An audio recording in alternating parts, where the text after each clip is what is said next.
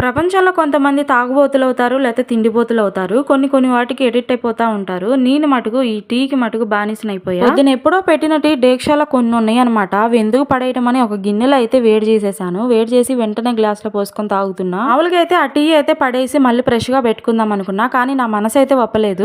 ఇంకోటి ఏదన్నా అయితే వదిలేసేదాన్నేమో. ఇంక టీ మటుకు అసలు పడేయలేకపోయాను, ప్రాణం ఒప్పలేదు. టీ తాగేటప్పుడు ఒక గ్లాస్ నిండా వస్తలే అనుకున్నా, నేను పట్టుకొని తాగుతున్న గ్లాస్ నిండా కదా సగానికి కూడా రాలేదన్నమాట. ఇంకెన్నో కానీ ఒక 2 గుక్కలైనా వచ్చినాయి కదా గ్లాస్ లో, కానీ ఇంక టీ అయితే తాగేశాను బయట నుంచొని. స్కూల్స్ అయితే తెరిచారు కదండి జూన్ 12కి. ఇంకా పిల్లలకైతే కొత్త బుక్స్ అయితే ఇచ్చారనమాట కొత్తగా.